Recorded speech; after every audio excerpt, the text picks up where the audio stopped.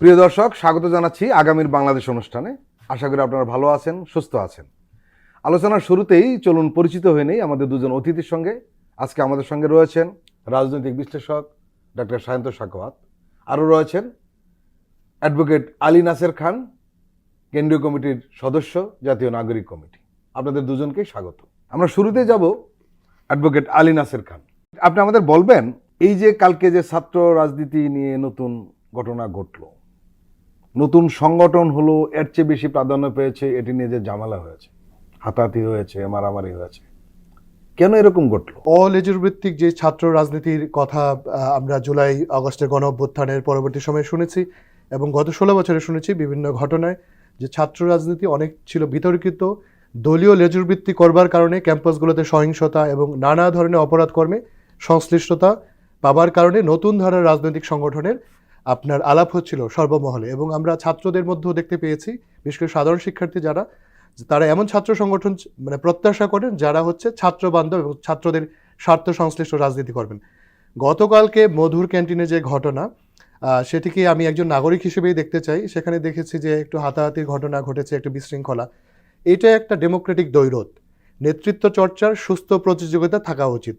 কম্পিটিশনকে আমি অ্যাপ্রিসিয়েট করি, পজিটিভলি দেখি, কিন্তু আমার পদ বা কোনো একটা শ্রেণীর পদ বা যারা যোগ্য মনে করে নিজেদের, তার পদ নিশ্চিত করার জন্য হাতাহাতি করা, কাউকে ধাক্কা দেওয়া, এটি একটি ভুল বার্তা যায়। আমরা যে পরিবর্তনের কথা বলছি, নতুন ধারার রাজনীতির কথা বলছি, এবং দেখুন বড় রাজনৈতিক দলে ভবিষ্যতে যে রিক্রুটমেন্ট হবে, আমরা মনে করছি যদি অলেজুর ভিত্তিক ছাত্র সংগঠনের এই গণতান্ত্রিক ধারার চর্চার মধ্য দিয়ে আমাদের শিক্ষার্থীরা রাজনৈতিক দলগুলোতে যান, সেখানে কিন্তু এক ধরনের গুণগত পরিবর্তন হবে। আমরা যে বড় রাজনৈতিক দলের ভেতরকার সংস্কারের কথা বলি, আভ্যন্তরীণ আপনার যে ক্ষমতার ভারসাম্যের কথা বলি, এবং পদ পদবীকে আঁকড়ে ধরে না রেখে সেখানে একটা গণতন্ত্র চর্চা, ছাত্র সংগঠন এবং জাতীয় রাজনৈতিক সংগঠনের গণতন্ত্র চর্চাটা অনেক বেশি জরুরি।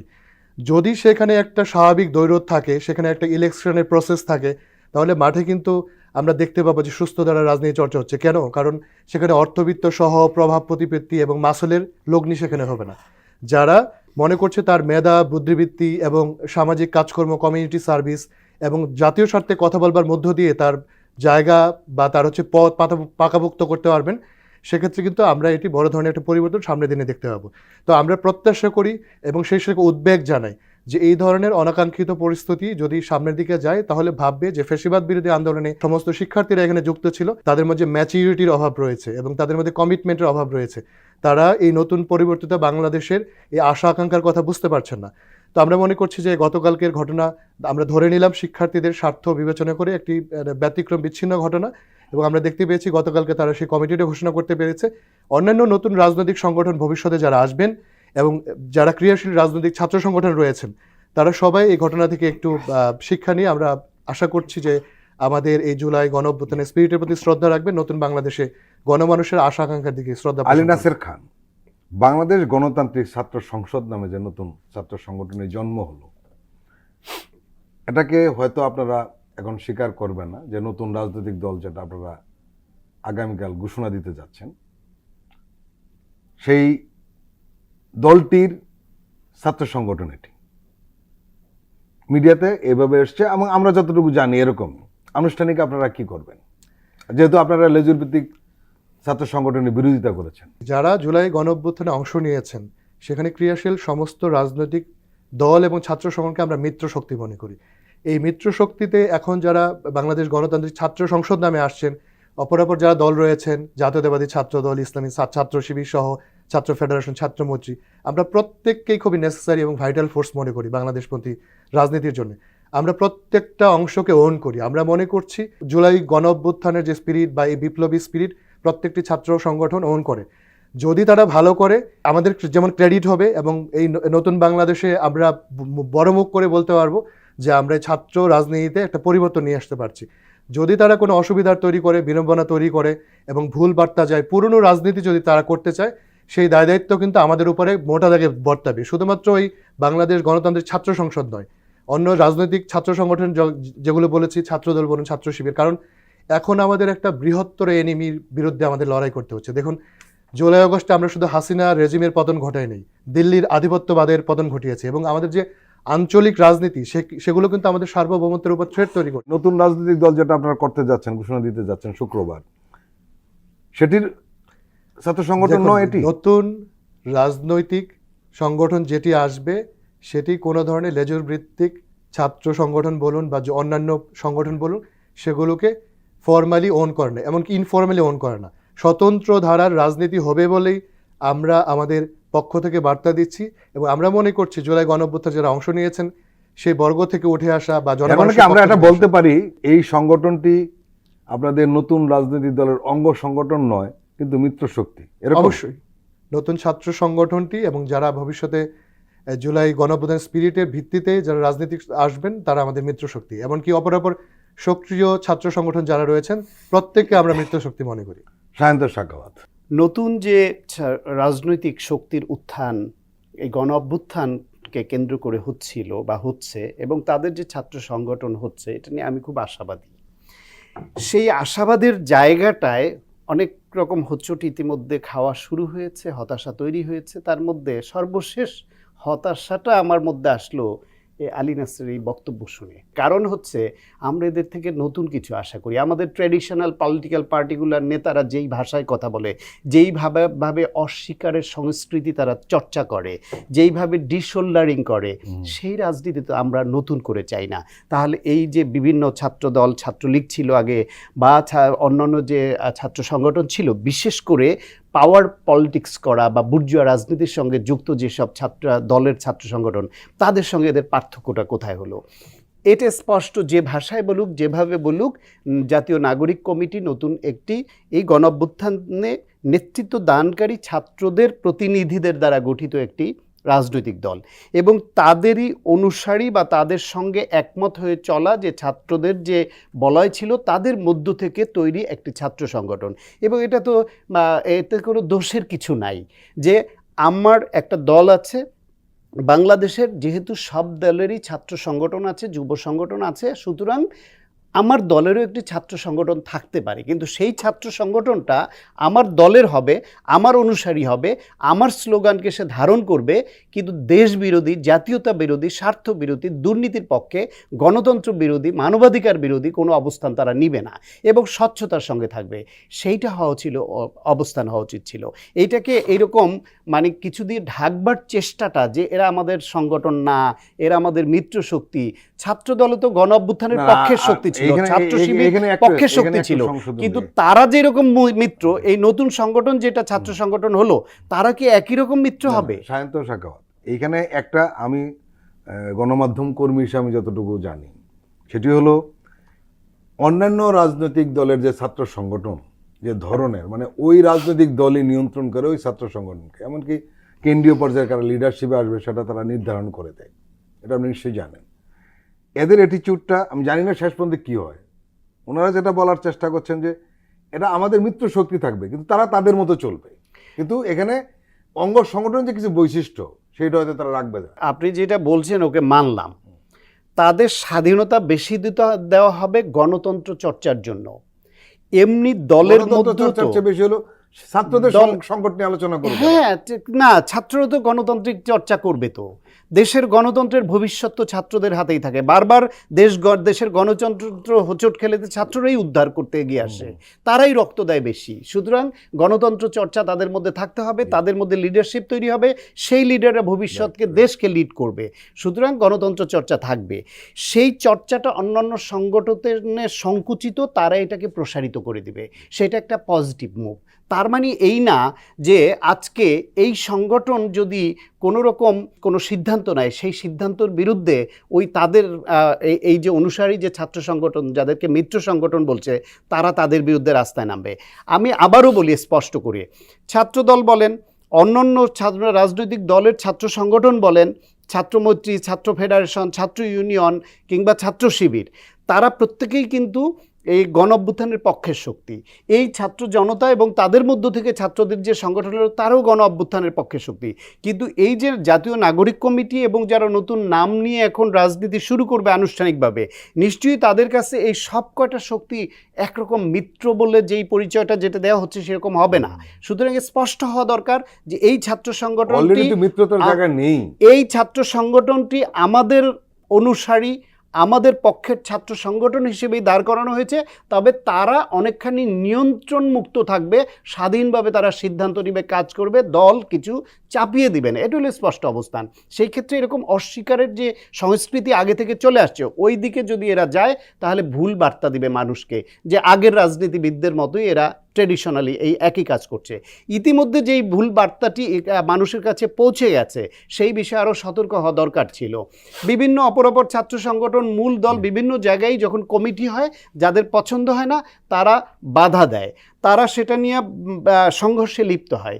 এই ছাত্ররাও কিন্তু কালকে ঢাকা বিশ্ববিদ্যালয়ে সে একই ঘটনাই ঘটালো, হয়তো বড় সংঘর্ষের রূপ নেয়নি, তারা সহনশীল বলে। এবং কালকে কিন্তু তারা ঢাকা ব্লকেডের ঘোষণা দিয়েছে যদি তাদের সমস্যা না হয়।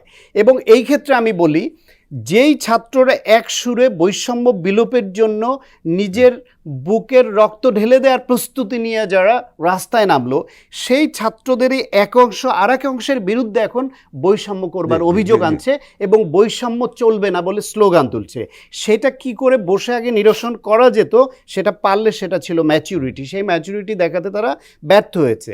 সেকেন্ড ইস্যু হচ্ছে এই যেই দ্বন্দ্বটা পাবলিক ইউনিভার্সিটি এবং প্রাইভেট ইউনিভার্সিটির, এইটা তো বাস্তবতা এইবারের গণ অভ্যুত্থানে প্রাইভেট ইউনিভার্সিটি, বিভিন্ন স্কুল কলেজ সহ সাধারণ অন্য ইংলিশ মিডিয়ামের ছাত্ররা পর্যন্ত নেমে পড়েছে এবং হতাহতের পরিসংখ্যান এবং তাদের ট্যাগ দেখলেও বুঝবেন তারা সাহস সহ্যবীর্য এই পাবলিক ইউনিভার্সিটির থেকে এক বিন্দু কম দেখেনি। হয়তো নেতৃত্ব দিয়েছে বুদ্ধিমত্তার কারণে, আগে থেকে রাজনৈতিক চর্চা থাকবার কারণে পাবলিক ইউনিভার্সিটির এরা বেশি দিতে পারে বুদ্ধি পরামর্শ, কিন্তু রাস্তায় যে রক্ত দেয়া, রাস্তায় যে জীবন দেওয়া, আহত নিহত হওয়ার ঘটনায় তো তারা অনেক বেশি ত্যাগ স্বীকার করেছে।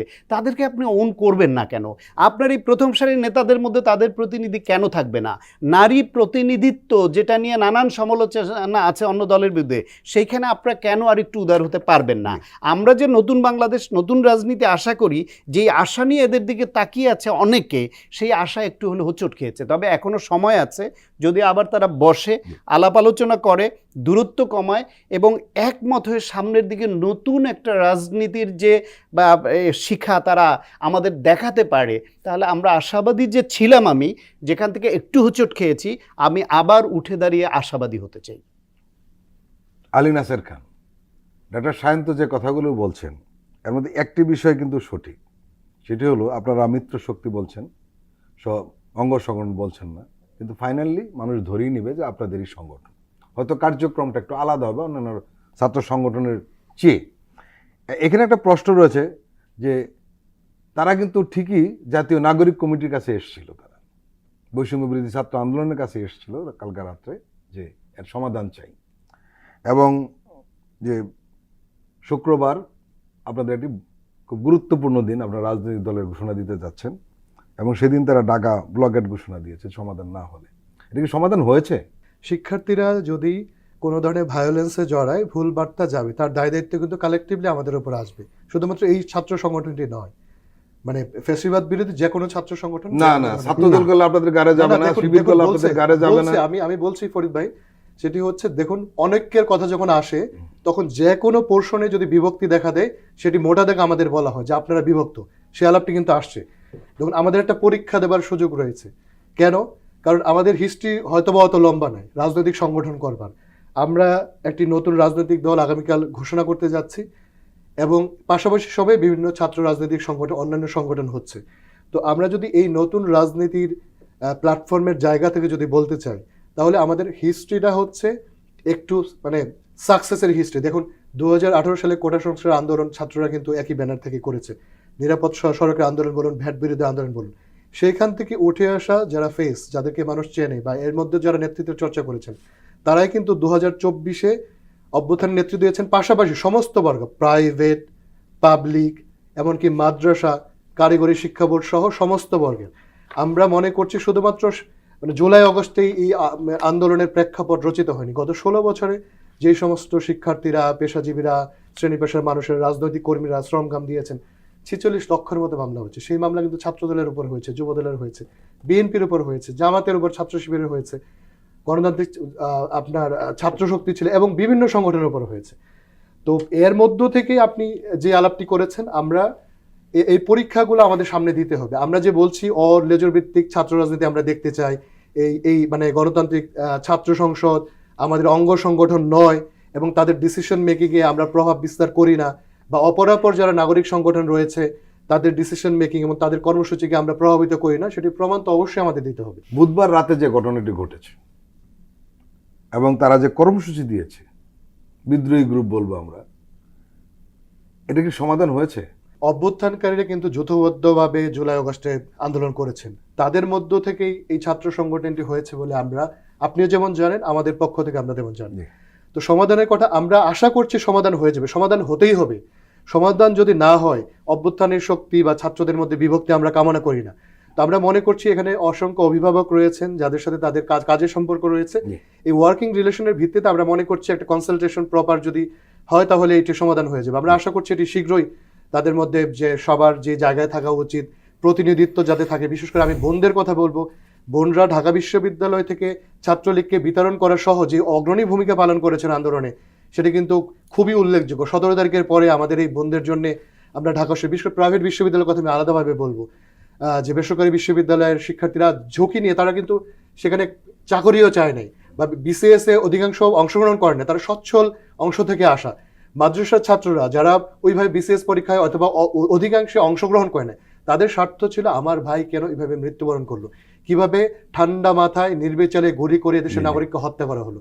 এই যে দেশের স্বার্থ, বাংলাদেশের স্বার্থ, বাংলাদেশপন্থী যে চিন্তা ভাবনা এবং যে দায়িত্বশীলতা, সেটির আমরা বহিঃপ্রকাশ ঘটেছি। আমরা আহ্বান জানাবো আমাদের পক্ষ থেকে যে মানুষের আস্থার জায়গাটা বুঝুন, জুলাই আগস্টে আত্মদানের কথা বুঝুন, এবং যে 16 বছরের মানুষের যে বঞ্চনা এবং যে আপনার দুঃখ হতাশা, সেটি প্রতি যদি আপনাদের ন্যূনতম শ্রদ্ধাবোধ থাকে, আপনারা এই ধরনের হাতাহাতিতে কোনোভাবেই লিপ্ত হতে পারেন না। যদি লিপ্ত হন, আমরা মনে করছি আপনাদের অভিজ্ঞতা, এই জাতির প্রতি কমিটমেন্টের ঘাটতি রয়েছে এবং ভবিষ্যতে আপনারা কি করবেন আমরা কিন্তু শঙ্কিত। তাই আহ্বান থাকবে, দায়িত্বশীলতার পরিচয় দিন, গণতন্ত্রের চর্চা করুন। এদেশের মানুষ যা চায়, 54 বছরে যেটি আমরা করতে ব্যর্থ হয়েছি, সেটি আপনাদের হাত ধরে হোক। প্রিয় দর্শক, আমরা এখন একটি বিরতি নিচ্ছি, আপনারা আমাদের সঙ্গেই থাকুন।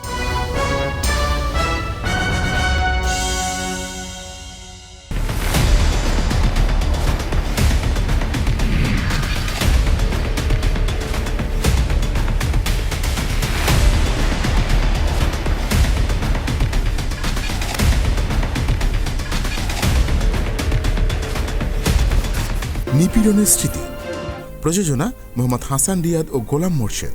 দেখবেন প্রতি শুক্র ও শনিবার সন্ধ্যা 7টায়।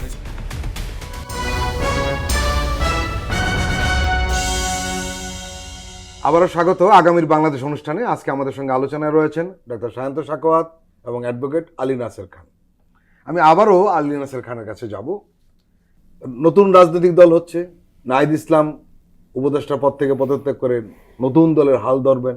নতুন খবর আমরা আপনার কাছে জানতে চাইব, সেটি হলো এখানে অনেকগুলো বিষয় রয়েছে যেগুলো আমরা মিডিয়ার মাধ্যমে অথবা সংবাদকর্মী হিসাবে কিছু জানার সুযোগ হওয়ার কারণে যে বিষয়গুলো আমাদের দৃষ্টিগোচর হয়েছে, এর মধ্যে একটি হলো যে 50-50 একটা ভাগাভাগি হয়েছে, যে বৈষম্য বিরোধী আন্দোলন থেকে 50% যাবে কেন্দ্রীয় কমিটিতে, আর বাকি 50% থাকবে জাতীয় নাগরিক কমিটিতে যারা এখন নেতৃত্বে রয়েছেন তাদের কাছ থেকে। বিষয়টি কি আসলে তাই? আমরা যেটি জানি এবং চর্চা করছি, বৈষম্য বিরোধী ছাত্র আন্দোলনের নেতৃত্বে জাতীয় নাগরিক কমিটির উদ্যোগে একটি নতুন ছাত্র সংগঠন আসছে, যার নেতৃত্ব দিচ্ছে ছাত্ররা এবং তরুণ নাগরিকরা। তো সেখানে আসলে যোগ্যতার ভিত্তিতে আপনার এই কমিটিতে আসছে 50-50 করে। সেই মানে যে বার্তাটি আপনি দিলেন বা আপনি বলেছেন গণমাধ্যম থেকে জেনেছেন, সেটি আমার জানা নেই, তবে এটি সত্য কথা। তাদের নেতৃত্বে এবং আমাদের উদ্যোগে হচ্ছে, সেখানে যারা যোগ্য, আপনি দেখুন আমাদের একটা মাইগ্রেশন প্রসেস হয়েছে, আমাদের মধ্যে আলাপ হয়েছে যে জাতীয় নাগরিক কমিটি একটি রাজনৈতিক প্ল্যাটফর্ম, তার রাজনৈতিক মত রয়েছে কিন্তু রাজনৈতিক দল নয়। পাশাপাশি বৈষম্য বিরোধী ছাত্র আন্দোলন গণ অভ্যুত্থানের প্ল্যাটফর্ম, সেখান থেকে যারা অ্যাক্টিভিজম বাদ দিয়ে রাজনীতিতে আসবেন, বিশেষ করে জাতীয় রাজনীতিতে, তারা তাদের ইচ্ছা পূরণ করেছেন, ফর্ম পূরণ করেছেন এবং তাদের সে আকাঙ্ক্ষার ভিত্তিতে আমাদের মধ্যে আলাপ আলোচনা হয়েছে এবং সেখান থেকেই কিন্তু এই নতুন কমিটি সেটি নির্বাচিত হবে। তবে এটি সত্য কথা যে যোগ্যতার ভিত্তিতে সমানটা হচ্ছে এই অর্থে যে বৈষম্য বিরোধী ছাত্র আন্দোলন এবং নাগরিক কমিটি থেকে যারা কম্পিটেন্ট, যারা যোগ্য, তারা এখানে থাকছেন।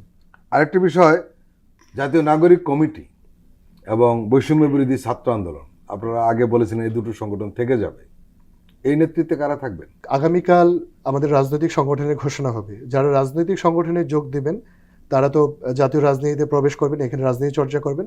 বাকি যারা ইতিমধ্যে ইচ্ছা পোষণ করেছেন সে প্ল্যাটফর্মে থাকবেন, বৈষম্যবিরোধী ছাত্র আন্দোলন এবং জাতীয় নাগরিক কমিটিতে, তারা সেটা ডেমোক্রেটিক্যালি নির্বাচন করবেন এবং তাদের রিক্রুটমেন্ট অব্যাহত থাকবে। একটা সিভিল সোসাইটি অর্গানাইজেশন বা প্রেশার গ্রুপ আকারে তারা কাজ করবেন বলে আমাদের আলোচনায় উঠে এসছে। আমরা বিশ্বাস করি যে তাদের পক্ষ থেকে ভবিষ্যতে বাংলাদেশের সামাজিক আন্দোলন বা গণ আন্দোলন বা আমাদের রাজনীতি কোয়ালিটি চেঞ্জের ক্ষেত্রে তারা একটা পলিসি অ্যাডভোকেসি অব্যাহত রাখবে।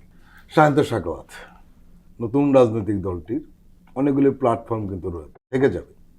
একটি হলো বাংলাদেশ গণতান্ত্রিক ছাত্র সংসদ, যে নতুন ছাত্র সংগঠন হয়েছে। একই সঙ্গে বৈষম্য বিরোধী ছাত্র আন্দোলনের যে কমিটি থাকবে, যারা কোনো রাজনৈতিক দলের যোগ দিতে চায় না তারা। একই সঙ্গে যারা একটা সিনিয়র, ছাত্র তো শেষ হয়ে গিয়েছে, তারা জাতীয় নাগরিক কমিটি প্রেসার গ্রুপ হিসেবে কাজ করবে। এটা স্পষ্ট, ওনারা যেভাবে ব্যাখ্যা করুক না, ওনারা ওনাদের সবাই ওনারা একই বলয়ের, একই সূত্রে গাথা। একই সূত্রে গাথা। আপনি কি মনে করেন এই ধরনের বিভিন্ন প্ল্যাটফর্ম থাকার সুবিধা তারা নিশ্চয়ই পাবে নাকি? তাই আমি বলছে, এটা আসলে সুবিধা পাবে না, সংকটকে আরো ঘনীভূত করবে, এটা সময় বলবে। আমি তাদের সংকটের মূলে আমি যা ভাবি সেরকম দুই একটা কথা বলি। যেমন বলছিলেন যে যোগ্যতার ভিত্তিতে দুই সংগঠন থেকে, দুই প্ল্যাটফর্ম থেকে এনে করবে। এই যোগ্যতার মাপকাঠিটা কি? যোগ্যতার মাপকাঠি তারা অ্যাক্টিভিটিসটা নির্ধারণ করে কে? তাহলে একটা বডি থাকতে হবে যে অ্যাক্টিভিটিসটা যাচাই বাছাই করবে, সেই বডিটা কারা, তাদেরকে কারা নির্বাচন করলো। আপনি দেখেন যে এই জামায়াত ইসলাম, ছাত্র শিবির, ওদের তো কখনো কমিটি নিয়ে আমরা মারামারি করতে দেখিনি, দেখেছি নাজিল হয়, দেখেছি। কারণ হলো ওরা ওই যে পদ গ্রিডি বা পোস্ট গ্রিডিনেস, এইটা তাদের নাই। হয়তো যেই সব দলে আমি একটু দ্বিমত করছি, হতেও পারে, আমি জানি না এদের পলিটিক্স, আমি ভেতর থেকে ওরকম জানি না। আমি আমার বাইরে থেকে যতটুকু ধারণা, আমি ওদের মারামারিটা দেখি না এই পদকে কেন্দ্র করে, সুযোগ ওকে ওকে ফাইন। তাহলে আমি প্রচলিত ধারার বিভিন্ন রাজনৈতিক দল, ছাত্র সংগঠনের মধ্যে পদকে কেন্দ্র করে যে মারামারি সংঘর্ষ দেখি, তার মৃদু সূত্রপাত কিন্তু এদের মধ্যে অলরেডি হয়ে গেল। এটা কিন্তু পদ প্রাপ্তির প্রত্যাশা থেকে এটা হয়, যে আমার প্রত্যাশা এটা, আমি না পেলে মানি না। এখন যে ছাত্র জনতা যারা দেশের জন্য, গণতন্ত্রের জন্য, মানবাধিকারের পক্ষে, ফ্যাসিবাদকে তাড়াবার জন্য জীবনকে তুচ্ছ করে দাঁড়ালো, তার কাছে তার জীবনটাই অত এমন বিষয় ছিল না যে জীবনের মূল্য আমাকে খুব বেশি দিতে হবে, জীবনের মূল্যকে সে সঁপে দিয়েছে দেশের জন্য। সেই মানুষটি আবার যখন একটা রাজনৈতিক সংগঠন করছে, তখন পদ না পেলে সে আবার রুখে দাঁড়াচ্ছে যে আমাকে এটা দেবে না কেন, দিতে হবে। তার মানে এটা কিন্তু একটা বৈপরীত্য প্রকাশ করে। তার ওই গণ অভ্যুত্থানের সময় যে মাঠে নামা, রক্ত দেয়া, যে ত্যাগের যে আকাঙ্ক্ষা নিয়ে রাস্তায় নামলো, সেইটা। আর এইখানে একটা সামান্য পদের লোভ ত্যাগ করতে পারছে না। তাদের তো হওয়া উচিত ছিল আমরা সব এক প্ল্যাটফর্মে এক কাজ করব, কে কোন পদ পেল এতে কিছু যায় আসে না, আমি সদস্যও যা, সভাপতিও তাই, আমরা একসঙ্গে কাজ করব। শুরুটা হোক, পরে দেখা যাবে যে আমরা কাজের ভিত্তিতে গণতান্ত্রিক পদ্ধতিতে যখন কমিটি হবে তখন যোগ্যরা সামনে এগিয়ে আসবে। এখন যদি কেউ যোগ্যতার মাপকাঠি যেহেতু নির্ধারণ করা হয়নি, সেটা সিলেকশনের জন্য ওইরকম কোনো বডি ওইভাবে নেই। অঘোষিত বডি আছে ভাই, কিন্তু ওই বডিটা কে করেছে? তারপরে রয়েছে ভাই ওই বডিটা কে করেছে? আপনি ধরেন যে এই যে উপদেষ্টা তিনজনকে প্রতিনিধি করে পাঠালো, তাদের যাদের সামনে পেয়েছে চাক্ষুষভাবে দেখা গেছে তারা ত্যাগ স্বীকার করেছেন। তার মানে বাকি যারা উপদেষ্টা হয়নি তাদের ত্যাগ কি কম ছিল? তারা কি এদের থেকে আরো যোগ্য বিজ্ঞ কেউ থাকতে পারে না? আছে তো, নিঃসন্দেহে আছে। ঠিক এইখানেও কিন্তু আপনি পদ যাদের দিবেন তারাই যে সেরা, তারাই যে শীর্ষযোগ্য, এরকম নাও হতে পারে। সুতরাং এই সমঝোতাটা থাকার দরকার ছিল। সংকটটা হয়েছে কোথায়? সংকটটা হচ্ছে ত্যাগের মানসিকতাটা তাদের গণ অভ্যুত্থানের সময় যেরকম ছিল, সেই মানসিকতা সবাই এখন হয়তো ধারণ করছে না। এইটা একটা। দ্বিতীয় হচ্ছে গিয়া আমাদের মুক্তিযুদ্ধের সময় যেটা হয়েছিল, মুক্তিযুদ্ধের পরবর্তী একটা জাতীয়তাবাদ বা একটা জাতিরাষ্ট্র গঠন করবার জন্য যে ঐক্যটা ছিল, সেটা তৈরি হবার আগেই যে যার মতো আওয়ামী লীগ আমি সব খাবো বলে যে এগিয়ে গেল, সেখান থেকে বের হয়ে গিয়ে সমাজতান্ত্রিক ধারণা নিয়ে সব তরুণদের মধ্যে স্বপ্ন জাগিয়ে জাসদ আসলো, অন্যান্য দল তাদের মধ্যে পরবর্তীতে আসলো, সেই অনৈক্যের সুযোগ কিনে কিন্তু বাংলাদেশ যে একটি ঐক্যবদ্ধ জাতি হিসেবে বেড়ে উঠবার সুযোগটাকে হাতছাড়া করলো। ঠিক এইখানে কিন্তু আপনি দেখেন মুক্তিযুদ্ধে অসংখ্য লোক জীবন দিয়েছে এবং অনেক বড় ত্যাগ আছে, কিন্তু এইখানে মাত্র 36 দিনের একটা যুদ্ধ। 36 দিনের বাইরের যে যুদ্ধটা সেটা কিন্তু 16 বছর ধরে করেছে বিভিন্ন প্ল্যাটফর্মে থাকা সংগঠন, রাজনৈতিক দল বা সংগঠনগুলি। আর এর বাইরের যারা, তাদের যুদ্ধটা হলো মূলত 36 দিনের যুদ্ধ। 36 দিনের যুদ্ধে এখানে ছাত্রলীগের মধ্যে যারা আবু সাইদকে এই মৃত্যুটা মেনে নিতে পারেনি, ছাত্রদের উপর গুলি চালানোটা মেনে নিতে পারেনি, যখন দেখছে যে ছাত্রলীগের কেউ কেউ মেনে নিতে পারেনি, আমি বলছি মেনে নিতে পারেনি বলেই তারা ছাত্রলীগের পদধারী নেতা হয়েও এই সংগঠনের সঙ্গে একাত্ম হয়ে তারা যুদ্ধে নেমেছে এবং তারা পর সমন্বয়ক হয়েছে। পরে তাদের মধ্যে কেউ কেউ এই দলে গুরুত্বপূর্ণ পদে পাচ্ছে আছে, তো সুতরাং তারা তো ছাত্রলীগের নেতা ছিল, সেটা মেনে নিতে পারেনি বলে এখন হয় আপনার মেনে নিতে না পারলে যদি এই ভূমিকা আসে সেটা প্রশ্নবিদ্ধ ভূমিকা হবে, তারা মনে ধারণ করছে ছাত্রলীগ, আবার এইখানে এই দলে গুরুত্বপূর্ণ পদে আসছে, তাহলে ঐক্য কীভাবে হবে, জাতীয়তা এই যে সংহতি কীভাবে আসবে, সেইটা একটা। ফলে আমি এই কথাটা এই জন্য বললাম যে ছাত্রলীগ করা কেউ কেউ কিন্তু বা সমর্থক কেউ কেউ কিন্তু গণঅভ্যুত্থানের পক্ষে ঝাঁপিয়ে পড়েছিল, কাজ করেছে, বিভিন্ন ডান বাম বিভিন্ন সংগঠন এসেছে, অরাজনৈতিক এসছে, তারা এই 36 দিনের আন্দোলনের মাধ্যমে একটা ঐক্য হয়েছে, কিন্তু তাদের মধ্যে যে আদর্শ, সে আদর্শ তো এস্টাবলিশড হয়নি। কি আদর্শ তাদের? সে আদর্শটা যদি আদর্শিক বন্ধন দৃঢ় না হয় তাহলে স্বার্থের দ্বন্দ্ব বেশি হবে। সেই জায়গাটায় এদের মধ্যে এই দ্বন্দ্ব সংঘাতগুলো এখন মাথাচাড়া দিয়ে উঠছে। যদি এটাকে মিনিমাইজ করে তারা কোনো না কোনো একটা আদর্শিক বন্ধন তৈরি করতে না পারে, তাহলে এই বিভিন্ন প্ল্যাটফর্ম যে তৈরি করছে আপনি বললেন, প্রত্যেকেই কিন্তু তার পাওয়ার চাইবে, আমি ওর থেকে কম নাকি, আমিও রক্ত দেওয়ার জন্য ঝাঁপিয়ে পড়েছি, আমার ভাই রক্ত দিয়েছে, আমার সহকর্মী দিয়েছে, আমার এই প্ল্যাটফর্মের অনেকে রক্ত দিয়েছে, সুতরাং এখানে জাতীয় নাগরিক কমিটির যে রাজনৈতিক দল হবে ওরাই সব কিছু ভোগ করবে বা বড় নেতা হবে, এটা হবে না। আবার এইদিকে মনে করবে ছাত্রদের যেটা বৈষম্য বিরোধী ছাত্র সংগঠন, তারা বলবে এর মাস পিপল তো আমরাই সব করেছি যারা অরাজনৈতিক ছিলাম, সুতরাং আমাদেরকে কেন গৌণ করা হবে। ছাত্র সংগঠন যেটা করবে তারাও এরকম ভাবতে পারে, ফলে যত বেশি এইরকম কৌশলগতভাবে যে একযোগে মুভ করবে বলে সংগঠন অনেক করবে, তাদের মধ্যে অনৈক্যটা বেশিও দেখা দিতে পারে। আর যদি তারা ক্যাপাবল হয়, তাদের যদি ম্যাচুরিটি থাকে, তাহলে এটা শক্তিতে পরিণত হতে পারে। তবে ইতিমধ্যে যে লক্ষণ প্রকাশিত হয়েছে তাতে ওই পজিটিভ যে ভাইবটা আমরা চাই সেটার থেকে শঙ্কিত হওয়ার আশঙ্কাই বেশি।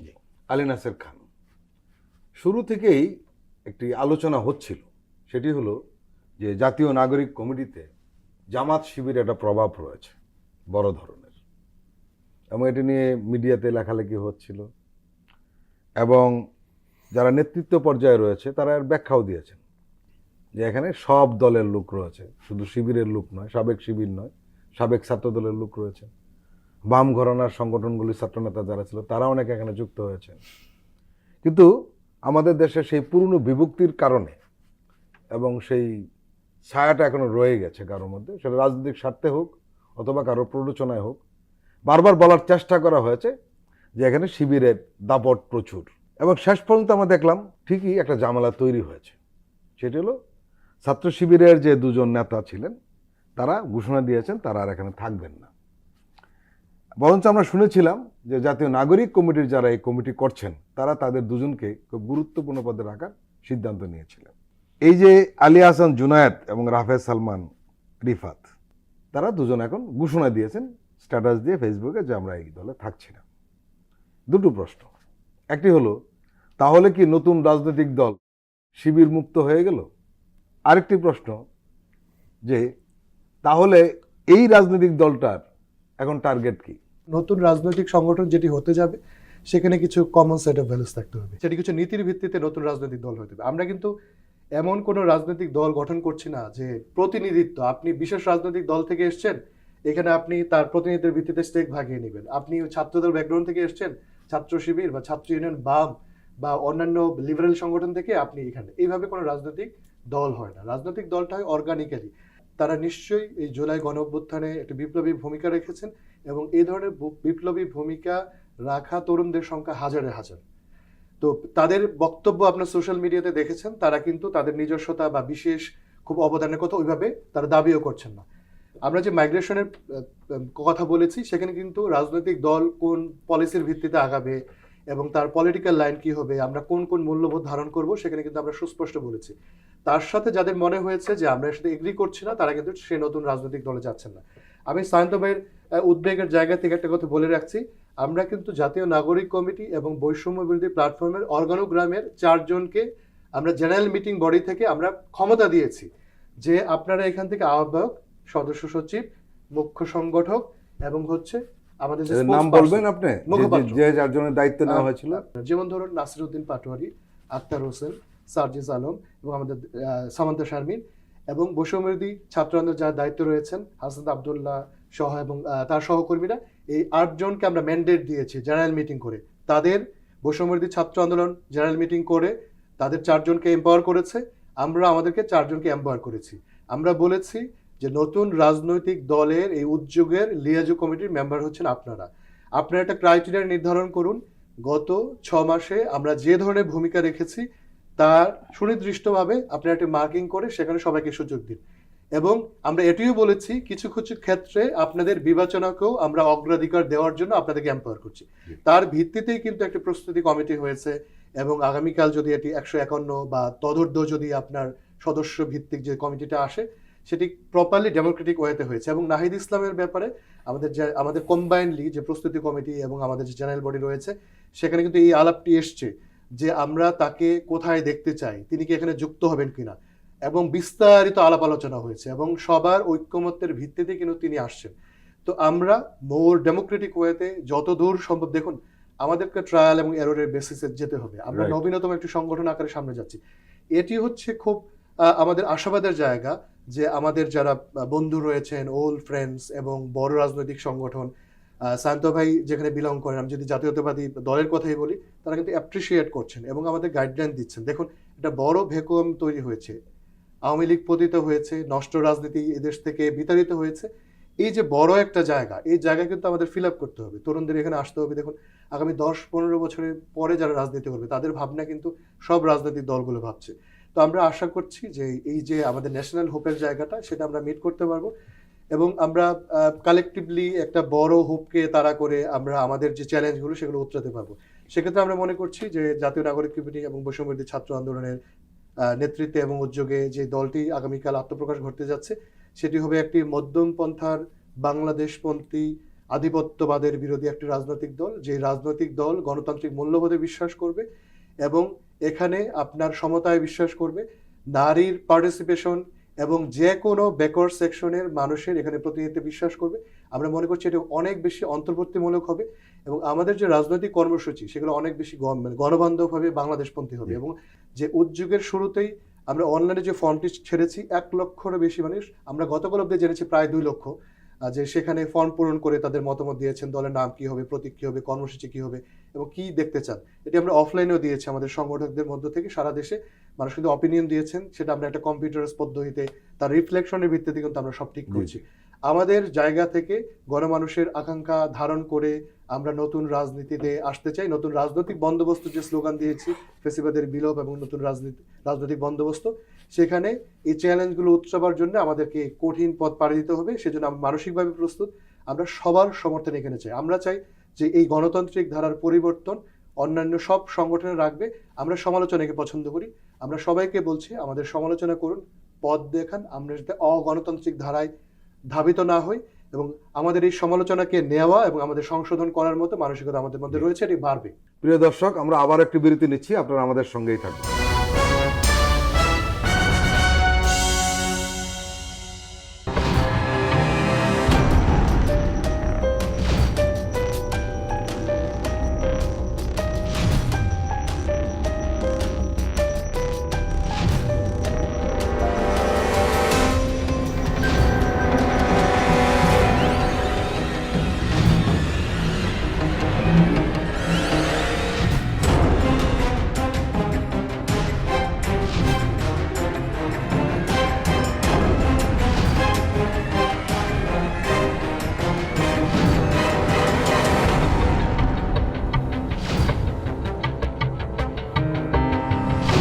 কেমন আছে অর্থনীতি?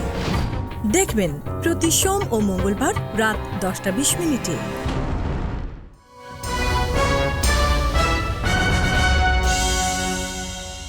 আবারও স্বাগত আগামীর বাংলাদেশ অনুষ্ঠানে। আজকে আমাদের সঙ্গে অতিথি হিসেবে রয়েছেন ডক্টর সায়ন্ত সাখাওয়াত এবং অ্যাডভোকেট আলী নাসির খান। সায়ন্ত সাখাওয়াত, সবার আসলে দৃষ্টি এই নতুন রাজনৈতিক দলের প্রতি নানান কারণ রয়েছে। এখানে নাহিদ ইসলাম এসেছেন, তাকে বলা হয় যে যে আন্দোলন হয়েছিল সেটা পোস্টার বয়। কিন্তু এইখানে একটি বিষয় সংকট অথবা সমস্যা অনেকে মনে করছে, সেটা হলো সাবেক শিবিরের প্রচুর লোকজন এটার সাথে জড়িত ছিল। অ্যাডভোকেট আলী নাসিররা হয়তো স্পষ্ট করে বলবেন না, কিন্তু আমরা জানি। এবং খুব গুরুত্বপূর্ণ জায়গায় দুজন লোক ছিলেন, একজন জুনায়েদ এবং একজন রাফি। এখন রাফে ছিলেন যুগ্ম সদস্য সচিব, জুনায়েদ ছিলেন যুগ্ম আহ্বায়ক জাতীয় নাগরিক কমিটি,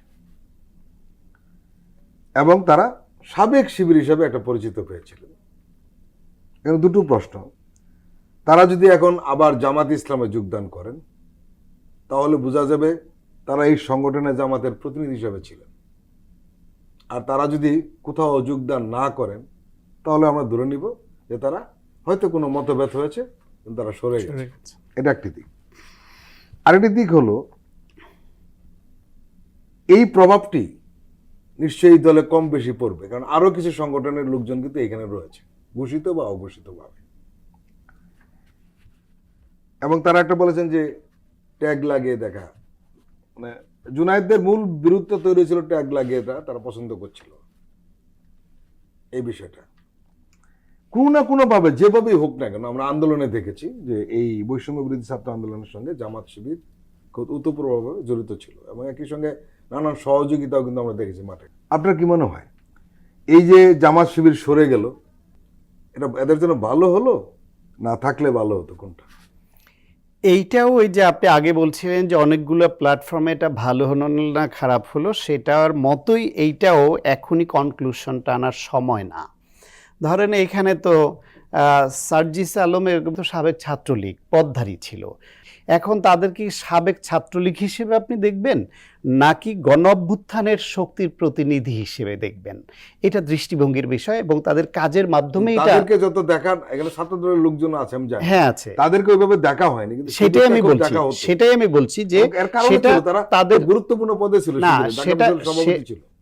সেটা কাজের মাধ্যমেই তাদের এস্টাবলিশ করতে হবে যে তাদের অতীত যেই পরিচয় ছিল সেটা মুছে ফেলতে চায়, তারা নতুন যে ঠিকানা সেটাই ধারণ করতে চায়। ঠিক একইভাবে ছাত্র শিবিরের বা ছাত্র দলের সাবেক নেতা, বিশেষ করে ছাত্র শিবিরের ঢাকা বিশ্ববিদ্যালয়ের সভাপতি পদধারী দুজন যে স্ট্যাটাস দিয়ে সরে গেলেন এবং খুব গুরুতর অভিযোগ তুলে সরে গেলেন, বললেন ইনক্লুসিভনেস এবং গণতান্ত্রিক পদ্ধতিতে সংগঠন করার অনুরোধ তারা বারবার করে এসেছেন, যেটা হয়নি বলে তারা এখান থেকে সরে গেছেন, তারপরও শুভকামনা করেছেন।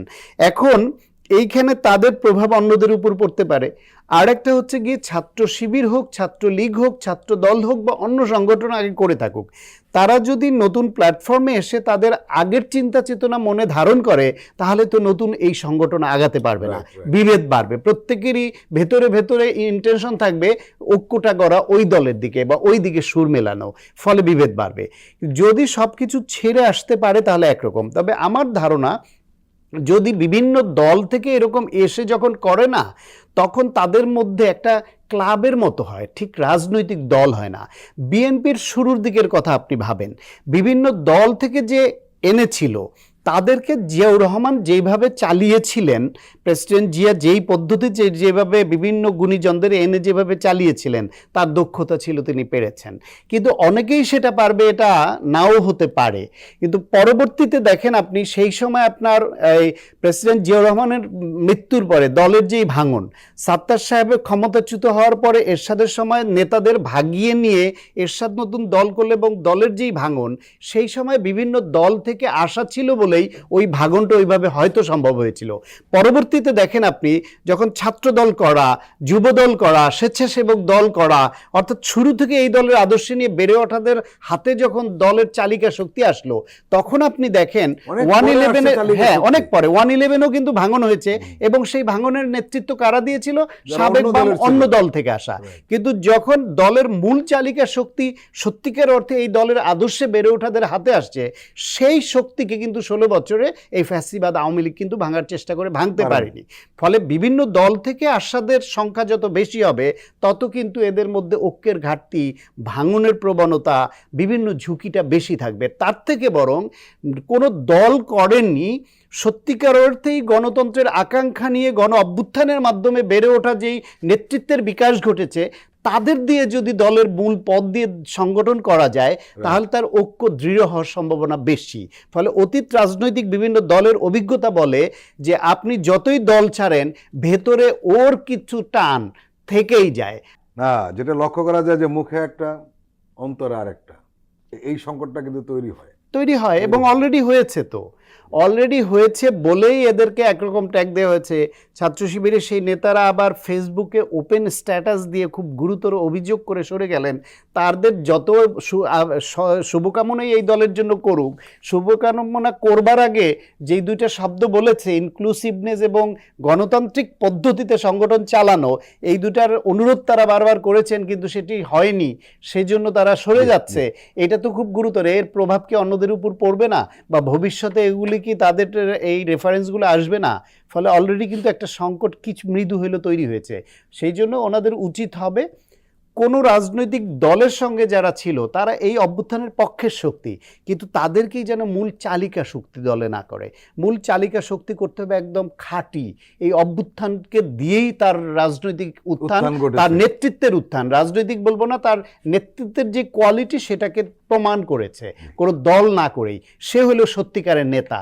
তাকে নিয়ে যদি সামনে আগানো যায়, এরা ওইভাবে ও একটা নিউক্লিয়াস তৈরি করে, তাহলে হয়তো এদের ঐক্য ধরে রাখা সহজ হবে।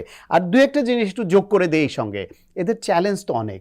যখন এরা অনেক মানুষের সমর্থন এইভাবে পাবে, যেহেতু আকাঙ্ক্ষা এদের প্রতি অনেক, সেই ক্ষেত্রে বিএনপি দেশের বড় দল, তারা তো আগে অতীতে ক্ষমতায় ছিল, ভবিষ্যতে যেতে চায়, তাদের ছাত্র সংগঠন বড় সংগঠন, তারা তো এদেরকে যখন থ্রেট মনে করবে তখন শক্ত প্রতিপক্ষ হবে।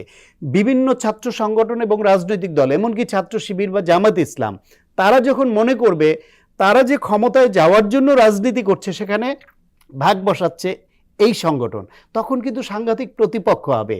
এখন যতটুকু তারা প্রেম ভাবে একটু হইলেও আছে, এই প্রেম কিন্তু থাকবে না।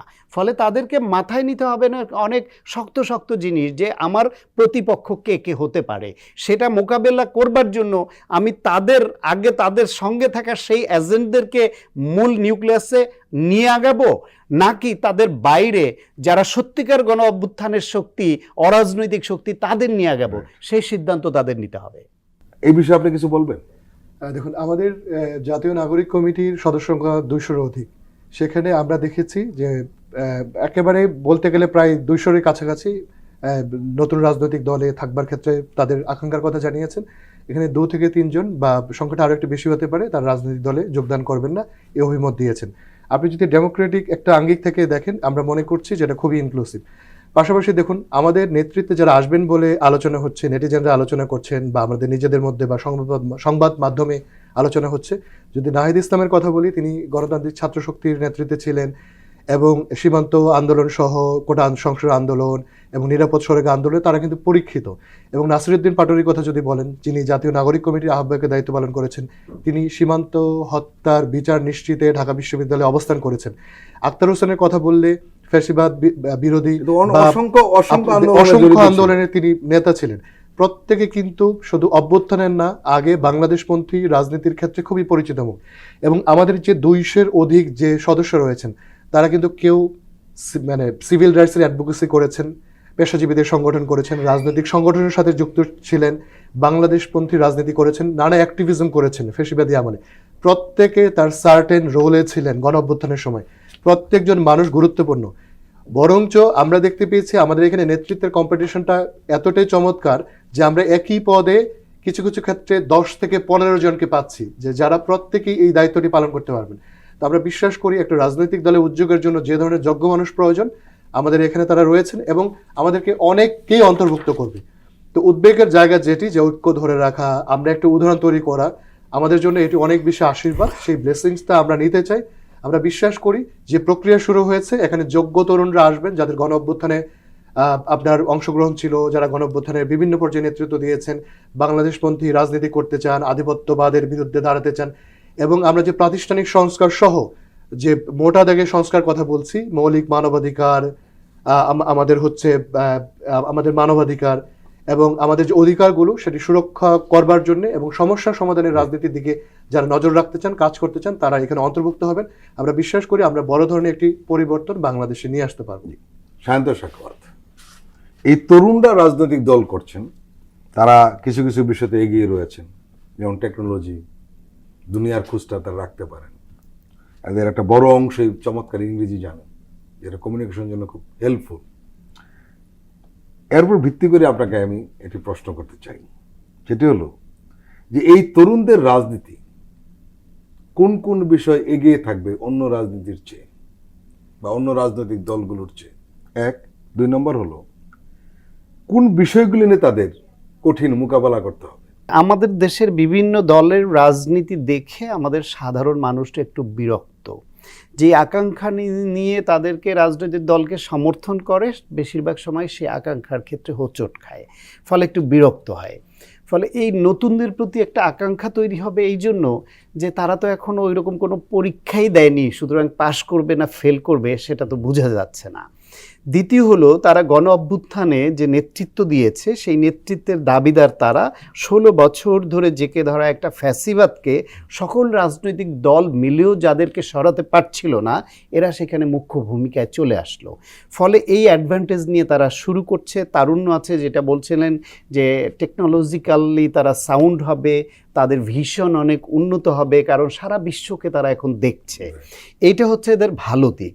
এবং এই ভালো দিকটা যাতে মানুষ আবার তাদের বুঝতে পারে, সেই তাদের কর্মকাণ্ডে সেটা প্রকাশ করতে হবে যে হ্যাঁ আমরা এটা করছি। সেই জন্য প্রথম হলো দলের যে অর্থনৈতিক স্বচ্ছতা, সেটা দিয়ে প্রমাণ করতে হবে যে দলের আয় ব্যয় প্রকাশ্য এবং অর্থনৈতিক স্বচ্ছতা আছে। কোনো দুর্নীতিবাজের কাছে টাকা নিয়ে দল চলে না, কোনো লুটেরাদের কাছ থেকে নেয় না, কোনো ফ্যাসিবাদের পক্ষ থেকে সুবিধা নেয় না। এবং প্রচলিত রাজনৈতিক দলগুলো যেটা সবসময় এড়িয়ে যায়, ফলে এদের রাজনীতি কিন্তু প্রচলিত ধারার অন্য দলের জন্য চ্যালেঞ্জ হয়ে দাঁড়াতে পারে যে হ্যাঁ দেখো ওরা পারছে কিন্তু এরা পারছে না কেন, তার মধ্যে এদের মধ্যে একটা সমস্যা আছে।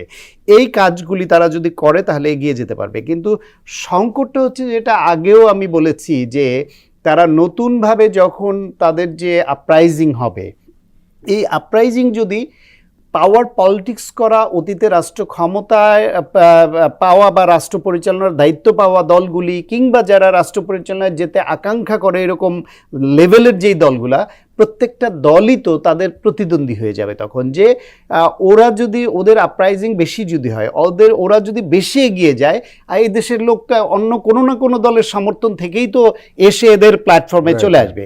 সুতরাং তাদের কিন্তু একটা পর্যায়ে এখন আছে সহমর্মিতা, এক সময় আসবে প্রতিদ্বন্দ্বিতা, প্রতিযোগিতা, সেইখান থেকে আসবে শত্রুতা। আপনি কি বলতে চাচ্ছেন যে এক সময় এই নতুন রাজনৈতিক দলের প্রধান প্রতিপক্ষ হয়ে দাঁড়াবে প্রচলিত রাজনৈতিক দলগুলো? এটাই তো ডেফিনেটলি। এই ভোটের রাজনীতি আসুক না, ভোটের রাজনীতি আসলে ধরেন আপনি একটা দল থেকে নমিনেশন নিয়েছেন, আমি এক দল থেকে, উনি এই ছাত্রদের এই প্ল্যাটফর্ম থেকে, আমি আপনাকে ওনাকে এক বিন্দু স্পেস দিব? কোনোভাবে দেওয়ার সুযোগ আছে? দেওয়ার সুযোগই নেই। সুতরাং তাদেরকে মাথায় নিতে হবে যে এই যে রাজনৈতিক দলগুলো যারা আগে থেকে আছে এবং যারা রাজনীতি করছে, যারা ক্ষমতা বা রাষ্ট্র পরিচালনার দায়িত্ব পেতে চায়, যে এমপি হতে চায়, বিভিন্ন পদে থেকে দেশের সেবা, মানুষের সেবা করতে চায়, সে তো এক বিন্দু ছাড় দিবে কেন? এবং এটা তার অধিকার যে তার নিজের জন্য করা, সেটা করবে। সেই প্রতিদ্বন্দ্বিতা, প্রতিযোগিতা, কখনো কখনো অসুস্থ প্রতিযোগিতাও ফেস করতে হয় এদেশে। এটা কিন্তু এদেশের নিয়তি, যে প্রতিযোগিতা শুধু সুস্থ প্রতিযোগিতায় থাকে না, অসুস্থ প্রতিযোগিতায় এক সময় টার্ন নিতে পারে। প্রতিদ্বন্দ্বিতা বা প্রতিযোগিতা শুধু প্রতিযোগিতা বা প্রতিদ্বন্দ্বিতায় সীমাবদ্ধ থাকে না, সেটা শত্রুতায় পরিণত হয় এক সময়। সুতরাং এইসব শত্রুকে মোকাবেলা করবে কি করে? বুদ্ধিমত্তা দিয়ে, মানুষের সমর্থন নিয়ে, সেই সক্ষমতা কিন্তু এদের অর্জন করতে হবে। ডক্টর সায়ন্ত সাখাওয়াত এবং অ্যাডভোকেট আলী নাসের খান, আপনাদের দুজনকে আন্তরিক ধন্যবাদ। আপনাকেও ধন্যবাদ। প্রিয় দর্শক, আজকের অনুষ্ঠান আমরা এখানে শেষ করছি। আপনারা ভালো থাকবেন, সুস্থ থাকবেন। আল্লাহ হাফেজ।